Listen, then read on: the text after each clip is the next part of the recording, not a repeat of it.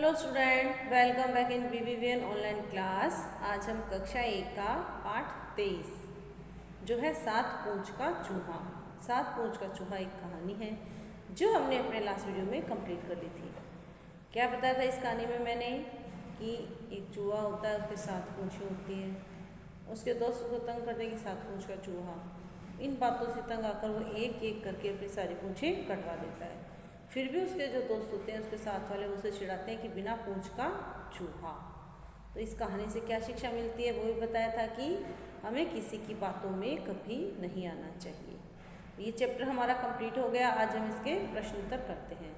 प्रश्न उत्तर करने से पहले हम इसकी एक चीज़ और देखते हैं कि इसमें जो चित्र दिया गया है वो कौन सी चित्र शैली में बना है। तो देखिए आगे हमारा, ये देखिए ये चित्र है। तो क्या है, ये चूहे का चित्र दिखाया गया है और ना ही उसकी पूंछ काट रहा है, वो चित्र दिखाया गया है। यह चित्र है उड़ीसा की पट्टचित्र शैली में बना है, जो आपकी रिमझिम वाली बुक में पेज नंबर 119 पे है। इस चित्र में यह उड़ीसा की पट्टचित्र शैली है, जो उड़ीसा की पारंपरिक पेंटिंग है। इस चित्र में या जो ये पेंटिंग होती है ना, पट्टचित्र शैली, इसमें हिंदू पौराणिक कथाओं पर आधारित चित्र बनाए जाते हैं। अब हिंदू पौराणिक कथाओं में चूहे को गणेश जी का वाहन माना जाता है कि गणेश जी मूसक पे बैठते हैं, चूहे पे बैठते हैं। और विशेष रूप से जो ये पेंटिंग होती है पट्टचित्र शैली, इसमें जगन्नाथ और वैष्णव संप्रदाय से संबंधित पेंटिंग का इस्तेमाल किया जाता है। और इस पेंटिंग में जो इतने भी रंगों का प्रयोग किया जाता है वे सभी रंग प्राकृतिक हैं। पेंटिंग को चित्रकार द्वारा पूरी तरह पुराने पौराणिक तरीके से बनाया जाता है, जो उड़ीसा के पेंटर हैं। क्या बताया कि इस पेंटिंग में जो चित्रकार इसको पूरी करते हैं वे पुराने पारंपरिक तरीके से इसको बनाते हैं। जो हमारी पुरानी शैली है, जो हमारे पुराने चित्रकार है, जो पारंपरिक तरीके से जब बनाते थे तो आज भी वैसे ही बनाया जाता है। तो ये है उड़ीसा की पट्टचित्र शैली। अब हम शुरू करते हैं इसके प्रश्न उत्तर। तो देखिए पहला प्रश्न है हमारा, देखिए ये दिखाया गया पहला प्रश्न कि चूहे ने बेकार में ही सातें पूंछें कटवा ली। सोचो तो सात पूंछों से वह कितना सारा काम कर लेता। बताओ ये क्या क्या कर पाते।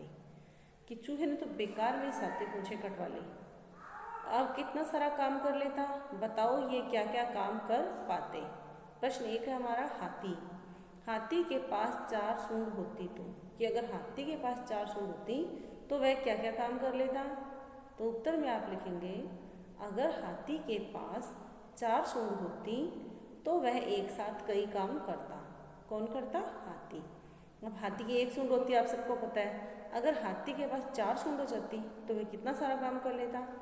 वह अपनी एक सूंड की सहायता से तो वह अपने लिए भोजन प्राप्त करता, दूसरी सूंड की सहायता से वह पानी पीता। कि एक सूंड से तो वह भोजन खाता, आप ऐसे लिखते हो, भोजन प्राप्त करता, दूसरी से वह पानी पीता, तीसरी सूंड की सहायता से वह स्नान करता और चौथी सूंड की सहायता से वह अपने को परेशान करने वाले छोटे जानवरों को भगाता। तो आप ऐसे लिख सकते हो, एक नंबर पे एक सूंड की सहायता से अपने लिए भोजन प्राप्त करता, फिर दूसरा लिख दो, दो नंबर लिख के गोला लगा के, दूसरी सूंड की सहायता से वह पानी पीता, तीसरी की सहायता से स्नान करता। तो केवल आप लिखो खाना खाता, पानी पीता, तीसरी से स्नान करता और चौथी से अपने को परेशान करने वाले छोटे जानवरों को भगाता। तो प्रश्न एक हमारा कंप्लीट हो गया। अब दूसरा प्रश्न देखते हैं हम हमारा इसका।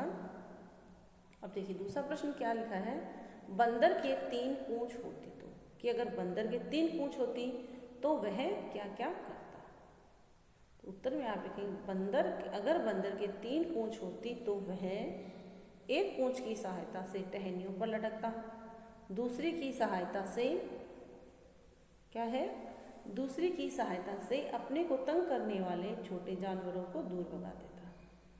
अगर बंदर के तीन पूंछें होती तो एक पूंछ की सहायता से टहनियों पर लटकता, तो आप लिखेंगे एक की सहायता से तो टहनियों पर लटकता, दो नंबर डाल के लिखेंगे दूसरी पूंछ की सहायता से तंग करने वाले छोटे जानवरों को दूर भगाता।